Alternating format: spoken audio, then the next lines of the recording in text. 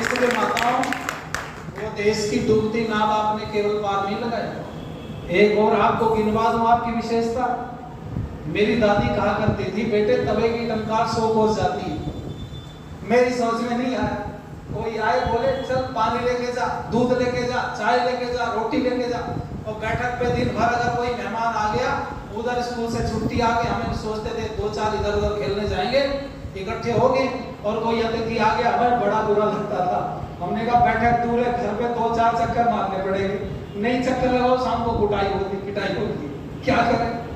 तो मैं एक दिन झुंझला के शायद 6ठी-7वीं क्लास में पढ़ता था, तो मैंने जग में वो राख से मांझा, मेरी दादी ने कहा मांझ के लेके गए इसको, तो मैंने नल में बैठ कर उसको मांझा, और मांझने के बाद में मेरे दिमाग में आया, मैंने धुल दिया उसको, फिर दोबारा धोना था तो उसमें थोड़ी सी राख लगी अचानक। मैंने सोचा आज इनको बढ़िया पानी पिला दे, तो उसमें कर लिया। गुस्सा आ रहा था, साथ वाले लड़के खेलने चले, तो मैं जब वहां लेके गया तो वो व्यक्ति समझदार थे, उन्होंने गिलास लिया, मेरे से कहा मुझे पानी दे दो, उसमें राख के कण थे, तो उन्होंने कहा इधर आओ जग दिखाओ। मैं जग दिखाया तो वहां कोई और नहीं था मेरे के अलावा, तो उन्होंने कहा नल कहाँ है, मैंने कहा नल उधर इनके घेर में भी खड़ा है पड़ोस वालों के, तो उन्होंने कहा मेरे साथ चल, वो मुझे ले गए। उसने कहा बेटे तेरे को जग मांझना नहीं आता, ऐसे ऐसे मांझते, देखो साफ कर। वो समझदार आज मेरे पर बड़ा उल्टा फर्क पड़ा। मैंने कहा हे भगवान, मैं तो इसको गंदा पानी पिलाना चाह रहा था, तो इसने मुझे जग मांझना सिखा दिया। मैं कहा अच्छा आदमी है, तो मुझे डांटता, मुझे लगा ही डांटेगा, पर मेरे को उल्टा उसके मेरे ऊपर जब इफेक्ट पड़ा, तो मैंने वो इस दिन संकल्प ले लिया, नहीं, मेरी दादी ने मुझे कहा कि तवे की टंकार 100 कोस जाती, घर में कोई आ जाए तो उसका सम्मान करना चाहिए। मैंने तवा उठा लिया। ये बात 9वीं क्लास की थी, फिर मैं 9th में पहुंच गया, और मैंने एक दिन तवा उठा के और उसमें फूकने वाली शास्त्री जी 2-3, मैंने कहा तू कहती 100 कोस जाती, आवाज घर के बाहर में जाती थी, और तवे पे तो वैसी पपड़ी जमी रहती, काली काली, कहाँ जाने वाली आवाज थी, और वो वैसे मिट्टी वाले चूल्हे का तवा था, उसमें खूब आग चलती, नीचे मोटा हो रहा था बड़ी। एक दादी ने मुझे कहा बेटे भी तू छोटा, जब बड़ा होगा तब समझ में आएगा। भगवान की कृपा हुई, हमारी समाज में आ गई। तो मैं एक बार छत्तीसगढ़ जा रहा, 2010 की बात, ट्रेन में था मैं, तो मैंने देखा एक नौजवान अंग्रेज है, जब ट्रेन रुकती है तो बाहर खिड़की पे जाता है, फिर अंदर आता है, और बार बार ऐसा लग रहा है कुछ ढूंढ रहा है। तो मैंने पूछा नहीं प्रॉब्लम, बोला no problem, I am very hungry, I want samosa. तो मेरे को लगा ये भूखा आदमी है, इसको किसी ने बताया हुआ स्टेशन पे समोसा मिलता है। तो मैंने कहा आई हैव ब्रेड, वो ब्रेड रोटी को भूख। तो मैंने कहा मेरे पास में अगर तुम चाहो तो उसने कहा दे दो, ये अभी ना आपके पास फालतू उसकी भाषा में बात हुई। क्या मैंने उसकी रोटी के ऊपर वो आलू रख दिए, सूखे आलू घर से बनवा के लाया था, मेरी माँ ने बना के दिए थे, तो उसने रोल बनाया और काट के खाया, और खाने के बाद में कहा आपकी माँ का कोई फोटो हो, तो मेरे पास वो मोबाइल था, ऐसे वो खुलता था, तो मैं बोला मैंने दिखाई ये फोटो, तो उसने हाथ जोड़े ऐसे गर्दन झुकाई, वेरी ग्रेट मदर, उसने ऐसे बोला। मैंने कहा तुम दिखाओ, वेयर इज योर मदर, तो कहना no no no she is very dirty lady, बहुत गंदी महिला, उसका फोटो नहीं दिखा सकता। माँ को कोई गंदा कैसे बोल सकता है? तो मैंने उससे पूछा, तो उसने बताया कम कपड़े पहनती है, तुम भारत के लोग हैं, तो तुम्हारे यहाँ माताएं बहनें शरीर को ढक के रखती हैं, तो तुम्हारे लिए अजीब सा होगा। तो उसने ये सब बातें बोल करके फिर जो बाद में बोली उसने बात, उसने कहा मेरी माँ मुझे छोड़ के चली गई। मैंने कहा क्यों? उसने कहा मेरा पिताजी मेरी माँ को छोड़ के चला गया, और मैं पैदा हो गया तो मुझे मेरी माँ छोड़ के चली गई, तो मैं तो अनाथ हूँ। कभी कभी मेरी माँ से मेरा कांटेक्ट होता है, और वो कहने लगा कभी कभी बात होती, पर मैं उसके पास में नहीं रहता। वो लंबी चर्चा है। मैं लौट के घर आया, और माताओं जो बात मैं आपको बताना चाहता हूँ, आपको गर्व महसूस होगा आज। मैं घर लौट के आया, और मैंने मेरी दादी की बात डायरी में लिख रखी थी, मैंने काटा, और काट करके मैंने मेरी दादी की बात को काट दिया। तो कहती है तवे की टंकार 100 कोस जाती है, मैंने 100 पर कट मार करके नीचे लिख दिया तवे की टंकार 7 समुद्र पार तक चली जाती है, और मैं भेज के आया हूँ। जिस व्यक्ति ने मेरे घर से रोटी खाई, वो स्विट्जरलैंड में रहता था, डेविड स्टेनर नाम, आज भी कभी कभी मेरी से फोन पर बात होती है, सोशल मीडिया पर हम लोग मित्र हैं, जुड़े हुए हैं। उसने दुनिया भर में जहां भी गया वहां बताया कि भारत का एक नौजवान 2 दिन के सफर पे निकला, घर से रोटी लेकर के निकला, और मैं जब रोटी ढूंढ रहा था तो उसने मुझे रोटी खिला दी। उनके लिए बड़ी बात है। पर मैं कहूं, मुझे लगा कि दादी तेरी बात में कितना दम था। अगर हमने किसी को रोटी ना खिलाई होती तो भारत में अतिथि देवो का नारा भी बोलो साकार नहीं हुआ होता। और उस समय पर किसी व्यक्ति ने लिखा, वो सबके काम आने वाली बात है, अरे भूख लगे तो खाना प्रकृति है। सुन, अभी माता जी ने बहुत आग्रह किया पूज्य शास्त्री जी से कि कुछ भोजन ले लो, कुछ अल्पाहार ले लो, आचार्य जी ने मना कर दिया। और बड़ी बात है, भूख लगे तो खाना प्रकृति है, भूख नहीं लगे तो खाना विकृति है, और दूसरों को खिला करके खाना ही तो भारतीय संस्कृति है। और जो दूसरों को खिला करके खाता है वो सदा खिलखिलाता है, और जो दूसरों को खिला करके खाता नहीं वो कभी खिलखिलाता नहीं। देखो ऐसे लोगों को आप लोग जाकर के, हम लोग ये श्रावण मास में बैठ करके यहाँ श्रावणी कार्यक्रम को मना रहे हैं, पूरे देश भर में होते हैं, और ये 1 माह हम लोगों का पूरे देश भर में कार्यक्रम आर्य समाज का चलता है। पर आपकी जानकारी के लिए बताऊं, ये 1 माह नहीं था, ये 4 माह थे, और 4 माहों को मिला करके विद्वत रिजल्ट जानते हैं, इसको चातुर्मास बोला जाता है। ये चातुर्मास आज सब जगह समाप्त हो गया, पर जैनियों में चल रहा है। हमारे यहाँ 1 महीने का चलता है, पर मैं आपको बताऊं ये चातुर्मास 4 महीने चलता है, और श्रावण महीने में प्रारंभ हो जाता है, अर्थात आषाढ़ के समापन पर ये शुरू हो जाता है। कारण क्या है? कारण ये है, आप सब जानते हैं, भारत के विषय में जब हमने पढ़ा, हम छोटे छोटे थे, तो पुस्तकों में लिखा हुआ है भारत कृषि प्रधान देश है। आपने भी पढ़ा है सब, है ना? भारत कृषि प्रधान देश है, और दुनिया जानती है कि जब बरसात शुरू हो जाती है तो खेती बाड़ी में काम कम हो जाता है। हमारे ऋषि मुनि बड़े विद्वान, बड़े समझदार थे, उन्होंने वेद से इन चीजों को निकाला, और निकाल करके लोगों के सामने रखा। क्योंकि सब लोग इस बात को कहते हुए रहते हैं कि भाई खाली दिमाग शैतान का घर होता है, खाली व्यक्ति लड़ने झगड़ने का, उल्टे काम करने का काम करता है, तो कहा खाली ना रहो, फिर क्या करें, व्यस्त हो जाओ। आप व्यस्त में क्या करें, खेती में तो काम है नहीं, तो काहे में व्यस्त हो। तो फिर ऋषि मुनियों ने कहा कि हमारी जो परंपरा चलती आ रही है, हर एक सृष्टि में जैसे चलती है, जैसी सृष्टि की शुरुआत से चलती है, उसी परंपरा को हम लोगों को निर्वहन करना है। और 4 महीने चातुर्मास घोषित करके कहा, इन 4 महीनों में सत्संग करो और सत्संग सुनो। और वहां पर एक लाइन और जोड़ दी गई कि चातुर्मास में या सावन में सत्संग सुनने का बड़ा महत्व है, ऐसे बोला गया। कारण क्या है? अगर महत्व शब्द नहीं जोड़ा गया तो आदमी हल्के में ले लेगा, हल्के में लेगा तो सुनेगा नहीं, सुनेगा नहीं, खाली रहेगा, खाली रहेगा झगड़ा करेगा, झगड़ा करेगा पतन हो जाएगा। पतन से बचने के लिए ऋषियों ने बहुत बढ़िया व्यवस्था की। और ये कार्यक्रम कितना पुराना है हमारा, क्या बताऊं? जहां हम लोग बैठे हैं, ये कितने वर्षों से चल रहा है कार्यक्रम? 25 वर्षों से, 35 वर्षों से कार्यक्रम चल रहा है, और आज भी अच्छे तरीके से चल रहा है। तो आप धन्यवाद के पात्र हैं, एक बार ताली बजा दीजिए। पर आज ये भवन में तो 35 वर्षों से सत्संग चल रहा होगा इस परिसर में, पर हमारा जो सत्संग चल रहा है वो आप सब लोगों को पता है, पर भूल रहे हो। वो सत्संग को चलते हुए 1,96,08,53,125 वर्ष हो गए हैं। क्यों हो गए हैं? क्योंकि सृष्टि की शुरुआत में जब परमपिता परमात्मा ने वेद का ज्ञान ऋषियों को दिया, और ऋषियों ने वेद के मंत्रों को बोलना शुरू किया, एक ने वेद मंत्र बोले और बाकी वालों ने सुने। जब वेद बोला गया और वेद सुना गया तो वो सत्संग नहीं हो रहा था, तो और क्या हो रहा था भाई?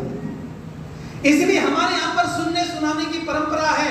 और मैं आपको बता दूं, ये श्रावण जो शब्द है ना, ये श्रवण से बना है, और श्रवण माताओं सुनने को कहते हैं संस्कृत में। अर्थात सुनने का महत्व बताया गया कि सुन करके परिपाठी को आगे लाया जाए। अच्छा मुझे एक बात बताना, हम तो कम से कम बड़े सुनने वाले हैं। मुझे नहीं पता दुनिया में किसके ऊपर कितना भार है, पर हमारे ऊपर सुनने का बड़ा भार है। और वो आपको मैं याद दिला दूं, जरा आपको भूल रहे हो, स्वामी दयानंद सरस्वती जी ने आर्य समाज की स्थापना की। हमारे समाज में बैठ के सत्संग कर रहे हैं, ठीक है जी। स्वामी दयानंद सरस्वती जी का निर्माण किन्होंने किया था? आप सब जानते हैं, क्या नाम था बच्चों? स्वामी दयानंद सरस्वती जी के जो गुरु थे आध्यात्मिक, क्या नाम था उनका? गुरु बिरजानंद दंडी जी थे, प्रज्ञा चक्षु, है ना? गुरु बिरजानंद दंडी जी के गुरु कौन थे? चलो ये परंपरा किसी और दिन रखेंगे, इस विषय को यहीं रोक लेते हैं।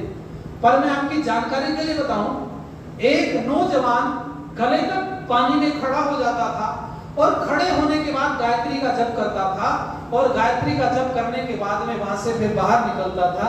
ऐसे परंपरा बहुत दिनों तक चलती रही। एक व्यक्ति ने वहां पर बैठ करके कुछ मंत्रों का, सूत्रों का पाठ किया और वो लगभग 4000 सूत्र जब उसने बोले तो ऐसा नहीं था कि एक दिन में एक बार सुन करके याद किए। शायद भ्रांति है, इसको थोड़ा सुधार किया जाए। उन्होंने उसको कई दिन तक सुना होगा, क्योंकि वो भी प्रतिदिन वहां जाप करते थे और वो भी प्रतिदिन वहां पोथी खोद करके पासता था, याद करता था। तो इनको जब याद हो गए, इन्होंने उससे कहा मेरे से सुनो, और सुन करके पता चला एक दो त्रुटियां मुश्किल से थी 4000 सूत्रों में। आप सोचो, एक दो त्रुटियां मुश्किल से। दूसरे ने कहा तुम तो कमाल हो, मैं प्रतिदिन पाठ करता हूं, मुझे याद नहीं हुआ और तुमने सुन करके याद कर लिया। क्या शब्द बोला मैंने? सुन करके। अरे बोलो, क्या बोला? सुन करके। अच्छा एक बात बताओ, गुरु बिरजानंद जी ने सुना ना होता तो उनका निर्माण ना हुआ होता और दयानंद सरस्वती जैसा शिष्य न होता, पाली समाज की स्थापना न होती, हम जैसे बैठ करके विद्वान न बनते और आप जैसे बैठ कर श्रोता न बनते। इसलिए हमारी परंपरा अगर शुरू हुई तो सुनने से शुरू हुई और गुरु बिरजानंद जी ने सुना और हम तक वो सारी बातें पहुंची। और गुरु बिरजानंद जी के विषय में अगर आप जानना चाहते हो तो सुनने का कितना बड़ा ऋण है हमारे ऊपर, तो आओ पहले कुछ गीत की लाइनें गुनगुनाते हैं, आप लोगों को अच्छा लगेगा, सुनिएगा जरा। कहते रहे हम, सुनते रहे तुम, कहने व सुनने के दिन जा चुके हैं। अपनी बुराई अपने ही कानों, अपनी बुराई अपने ही कानों, सुन कर के सहने के दिन जा चुके हैं। कहते रहे हम, सुनते रहे तुम, कहते रहे हम, सुनते रहे तुम, कहते रहे हम, सुनते रहे तुम। बहुत कौमी नगमे सुनाए गए हैं, हंसाए गए हैं, रुलाए गए हैं। बहुत कौमी नगमे सुनाए गए हैं, हंसाए गए हैं, रुलाए गए हैं। हथेली बजाकर मधुर भाषणों में, हथेली बजाकर मधुर भाषणों में, के भावों में बहने के दिन जा चुके हैं। कहते रहे हम, सुनते रहे तुम, कहते रहे हम, सुनते रहे। तर्कों की झड़ी लगाई, बहसों में भी विजय पाई। तर्कों की झड़ी लगाई, बहसों में भी विजय पाई। करना कराना कुछ भी हुआ ना, करना कराना कुछ भी हुआ ना। आलस में रहने के दिन जा चुके हैं। कहते रहे हम, सुनते रहे तुम, कहने व सुनने के दिन जा चुके हैं। अपनी बुराई अपने ही कानों, सुन कर के सहने के दिन जा चुके हैं। कहते रहे हम, सुनते रहे तुम। इसलिए भाई हमारी तो परंपरा सुनने सुनाने वालों की है। सृष्टि की शुरुआत में ऋषियों को हृदय में जब परमात्मा ने वेद का ज्ञान दिया तो उन्होंने बोला और बाकी वालों ने सुना। बोलने वाले थोड़े लोग थे और सुनने वाले बोलो जरा ज्यादा लोग थे। बोलने की परिपाटी तो केवल 4 की मिलती है। अग्नि ने बोला, वायु ने बोला, आदित्य ने बोला और अंगिरा ने बोला। ये 4 लोग तो केवल बोलने वाले थे और इन 4 के इतर बाकी सब बोलो जरा सुनने वाले थे। हमारी बड़ी पुरानी सुनने सुनाने की परंपरा है। और मैं आपको बताऊं, ध्यान दीजिएगा जरा, जब हम ध्यान लगाते हैं तो आंख बंद करने की बात कही है, कान बंद करने की बात बोलो। इसके पीछे क्या कारण रहा होगा? कभी किसी और दिन विषय रखेंगे, विषयांतर होने के वैसे सब चीजें प्रस्तुत करना मुश्किल है। इसलिए सुनिए, मैं श्रवण की बात कर रहा था, सुनने की। जिस गुरु बिरजानंद दंडी जी की बात मैं बता रहा हूं, उनके पास में सुनने वाले बहुत सारे लोग विद्वान हो गए। एक अनपढ़ व्यक्ति था जिसका नाम था नैनसुख झड़िया। उसने सुना केवल, ये विद्वतगण जानते हैं। और नैनसुख झड़िया क्या काम करता था? अनपढ़ आदमी था, गलत चीजों में फंसा हुआ था, पर गुरु बिरजानंद जी की कुटिया पर आना जाना शुरू हो गया। ऐसा शुरू हुआ, सुनता था तो सुनता ही रहता था। कह गुरुजी बोलो। अब गुरुजी ने चेला मूटा नहीं, पर फिर अभी जबरदस्ती के चेले होते ना कुछ तो। कोई कहने लगा भाई गुरुजी आपको कहने लगे तो आपका चेला हो गया, आप गुरुजी हो गए। गुरु बिरजानंद जी ने उसको कभी दीक्षित नहीं किया, लेकिन हाँ पास में बैठ करके प्रतिदिन सुनता था। तो गुरुजी भी आहट से पहचान लेते थे कि नैनसुख झड़िया बोलता था, आवाज से पता चल जाता था। गुरुजी तो प्रज्ञाचक्षु थे, उनको तो आंखें दिखाई देता नहीं था। तो गुरुजी के पास में बैठ करके नैनसुख झड़िया सुनते सुनते सुनते सुनते विद्वान बन गए। और कैसा विद्वान बना? सामान्य विद्वानों की उससे कोई चर्चा करने की सामर्थ्य नहीं थी, क्योंकि गुरु बिरजानंद जी ने सुन करके याद किया, उसने भी सुन करके याद किया। कभी कागज और पेंसिल को नैनसुख झड़िया ने उठाया नहीं, क्योंकि अनपढ़ व्यक्ति बहुत जल्दी से याद कर लेता है। कारण क्या है? आपके पास तो मोबाइल पे रिकॉर्ड कर लोगे, आप सोचोगे बाद में सुनोगे, चलो रिकॉर्ड कर लेंगे। आपके पास कॉपी पेंसिल, आप सोचोगे मैं लिख लेता हूं, बाद में पढ़ लूंगा। लेकिन जो ना लिख सकता है, ना मोबाइल में टेप कर सकता है, वो क्या करेगा? बोलो जरा, बोलो भाई। सुनेगा ध्यान से, और जब ध्यान से सुनेगा तो कल्याण बोलो जरा हो जाएगा। नैनसुख झड़िया बैठे बैठे चर्चा कर रहा था। नैनसुख झड़िया ने किसी की चाल की चर्चा कर दी। अरे अमुक व्यक्ति के पास में बड़ा अच्छा घोड़ा है, बड़ी गजब की चाल है।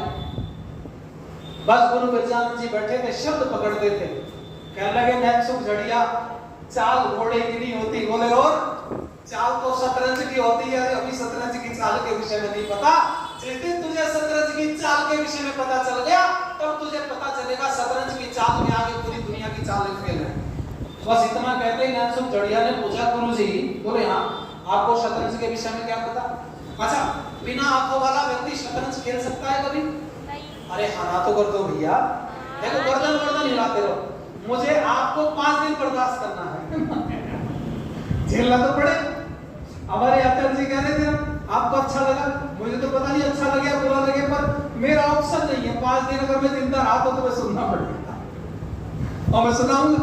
तो गर्दन गर्दन हिलाते रहना, ऐसे ऐसे करते रहना, चाहे समझ में आए या अच्छा ठीक है। तुम्हारी तो बिल्कुल नहीं यार, ध्यान से सुनो भाई, तुम्हें तो सुनना पड़ेगा बेटे, क्योंकि मंच पे तो तुम्हारा ही नंबर लगना हमारे बाद। इसलिए सुन। नैनसुख झड़िया से कहा गुरुजी ने, अरे नैनसुख झड़िया चाल होती शतरंज की। अभी शतरंज की चाल कभी देखी होती तो तुझे पता चलता दुनिया में उससे बड़ी कोई चाल बोलो। आया शतरंज की चाल ही तो चली थी महाभारत में। अरे बोलो भैया, काय की चाल थी बोलो? शतरंज की। कितना उलट पुलट हो गया। भगवान कृष्ण ने एक व्यक्ति जरासंध को मार करके पूरी दुनिया के ऊपर चक्रवर्ती राज्य स्थापित किया था इंद्रप्रस्थ का। मेरे पास समय अभाव है, तो सब चीजें नहीं बोल सकता। पूरा एक छत्र राज पूरी दुनिया पर हो गया और एक शतरंज की चाल ने पूरे राज को बोलो जरा। बस नैनसुख झड़िया ने कहा, आप शतरंज जानते हो गुरुजी? गुरुजी ने कहा अगर जानते नहीं होते तो तुम्हें काय को चाल बता रहे होते। कहने लगा गुरुजी फिर हो जाए तो हाथ। गुरुजी ने कहा नहीं शतरंज नहीं खेल सकता, बहुत समय हो गया है। उसने कहा नहीं गुरुजी, आपकी सेवा में एक व्यक्ति उपस्थित होता है जिसका नाम है केदारनाथ खत्री। गुरुजी ने कहा कहने लगा केदारनाथ खत्री का बहुत दूर तक कोई हाथ थामने वाला नहीं। गंगा यमुना के बीच में तो कोई व्यक्ति ऐसा है ही नहीं इसके आसपास में जो केदारनाथ खत्री का कोई हाथ थाम सके। इतना बड़ा शतरंज का खिलाड़ी है, आपके चरणों में तो उपस्थित होता रहता है, पर कभी चर्चा नहीं हुई। गुरुजी ने कहा देखो भाई, नैनसुख झड़िया शतरंज अगर तुम मेरे से सीख देखना चाहते हो तो मैं एक ही बार शतरंज खेलूंगा, दोबारा खेलूंगा नहीं कभी। और जिसको तुम दुनिया में सबसे बड़ा खिलाड़ी समझते हो उसको पकड़ लाओ, केदारनाथ खत्री से बड़ा हो तो उसको ले आओ। कहने लगा गुरुजी केदारनाथ खत्री से बड़ा कोई शतरंज का खिलाड़ी नहीं। कल ला पकड़ के केदारनाथ खत्री चरणों में उपस्थित हो गया। नतमस्तक होने के बाद कहने लगा गुरुजी शुरू किया जाए। पूरी विषाद बिछा दी गई और बैठ गए दोनों।